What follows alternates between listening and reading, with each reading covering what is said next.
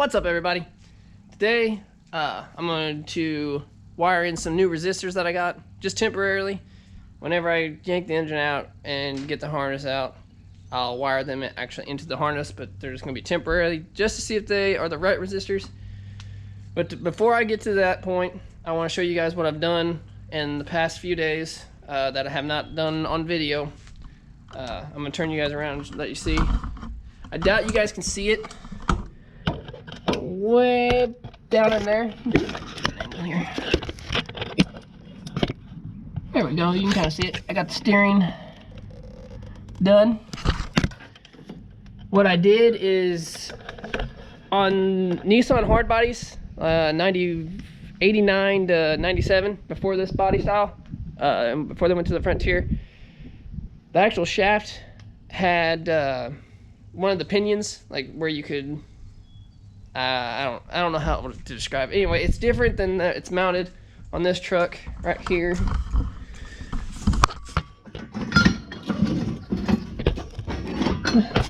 This is how it was mounted on this truck, but it actually has like a swivel joint now.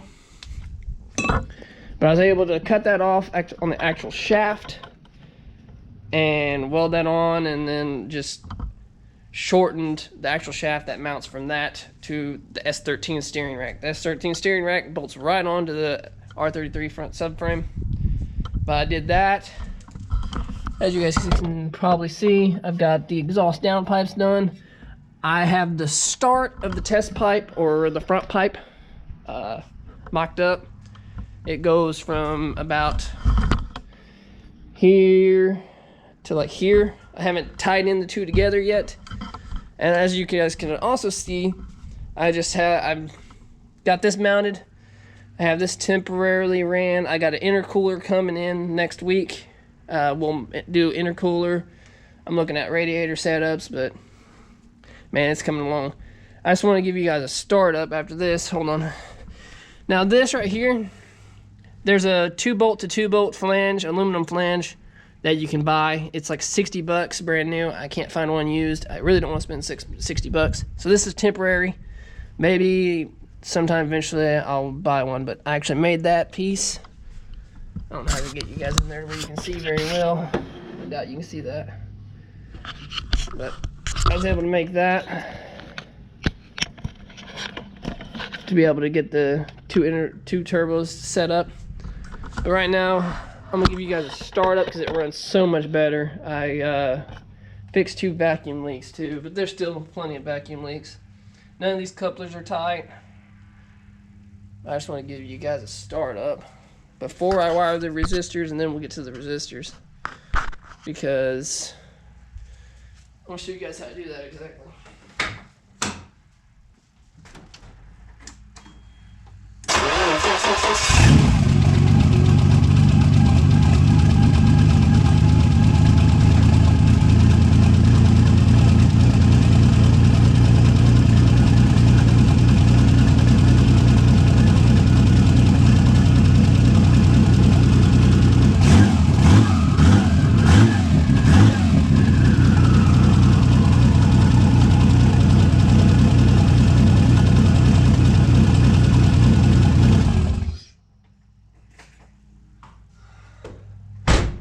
As you guys can see, since a lot of the vacuum leaks are done, or a lot of them are tied up, but not all of them are done, she actually idles pretty decent. Still a little bit of a stumble. I mean, she's idling high, but there's no coolant, so I'm not letting it run up to temp to, you know, get the temperature or the idle down.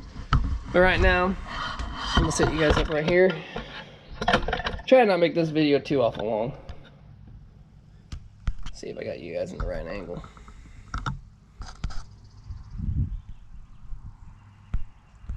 Let's see.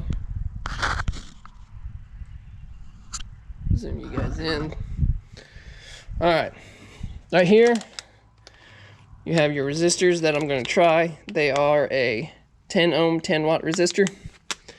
Now this is just temporary. Let's take the battery power off. We are going to unconnect all these real quick, if I can. had a decent time.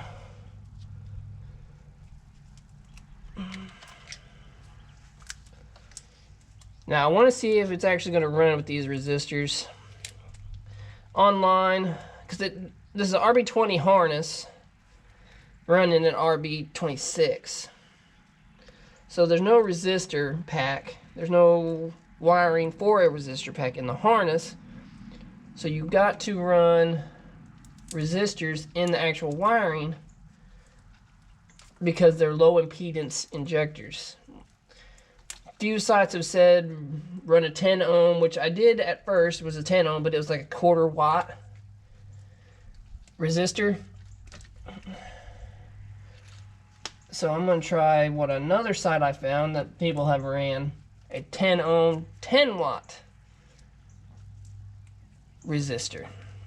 Hopefully I don't fry an ECU, because it's all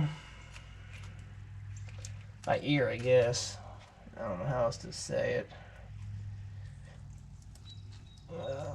But it's literally real simple. But for everyone out there that's never done something like this, you know, and too afraid to try, well, go ahead, watch my videos, and you'll see it. Either works or it don't. You know, I'm not afraid to show what works and what doesn't. Obviously, you guys can tell I know semi what I'm doing. Starts and runs off the key, you know. I'm excited. Try not to make this video too long. I know this part's probably boring. That's why I'm kind of trying to talk through it. Let's see how this is gonna work. I hate this fucking electrical tape.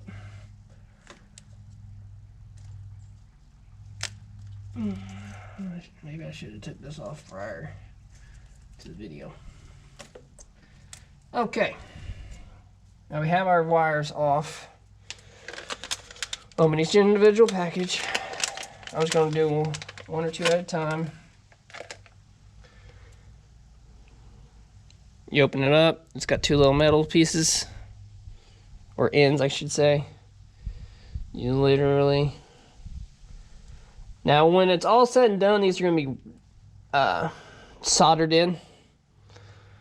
But until then, this is how I'm going to do it.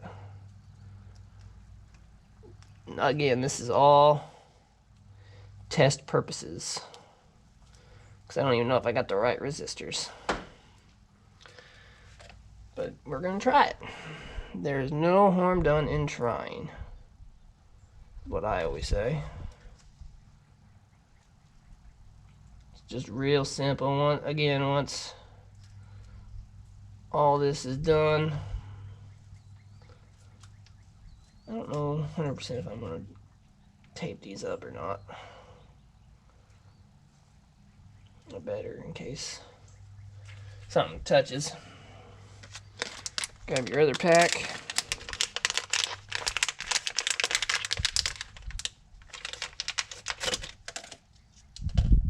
Now, as far as I know, there's not one specific way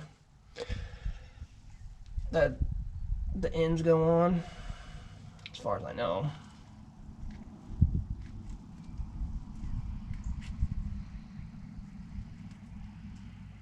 But they'll get heat shrinked and put on and all that. Hopefully this works, because when you do... From the research I've read, the injector pulses are wrong when you run low impedance injectors without resistors, because the pulse stays open longer or something, and it just creates running issues, especially since the ECU has drivers specifically for low impedance injectors. So you gotta have resistors if you want it to run right, from what I've been understanding. And it all goes on the 12 volt side of your injectors.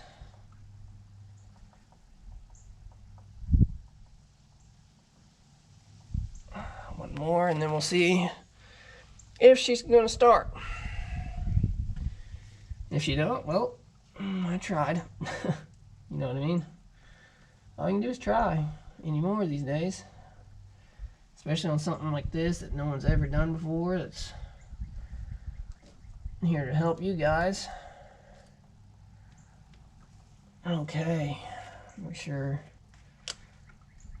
none of that stuff touches anything.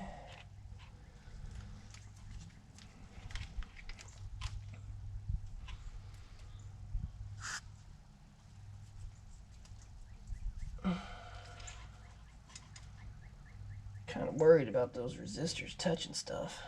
Okay, that's not touching, that's not touching, that's not touching. Better make sure these don't touch each other.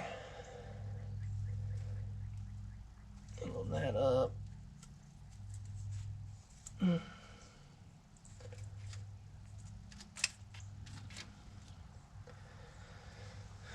Let's see.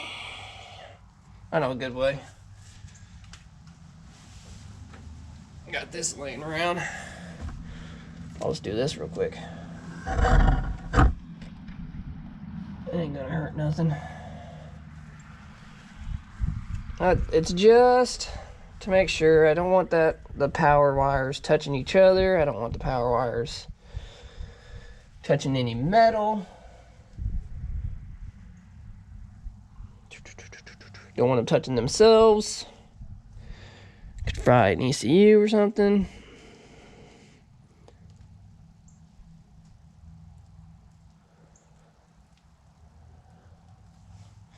Okay.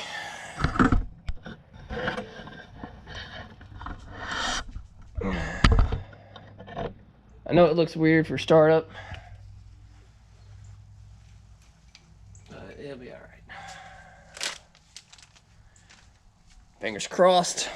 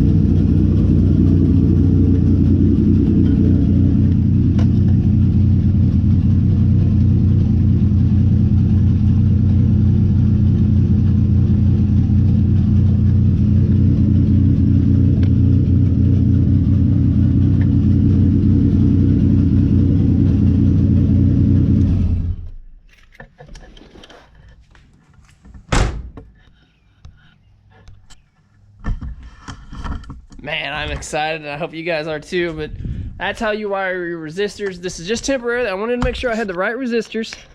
Now that I know I do, whenever I take the harness out or the engine out, because it's tucked underneath some stuff that I couldn't get the harness out right now without taking the plenum off, and I'm not doing that right now. But this was just a temporary check, so once everything's good, I'll wire it in. I'll have them heat sinked, or heat wrapped, I guess you could say. Heat sinked, or whatever you want to call it. Oh, dude, I'm so excited. I hope you guys are too. Please like, comment, subscribe for more of this. We'll have her on the road shortly. Man, I'm so excited. All right, guys. Thank you.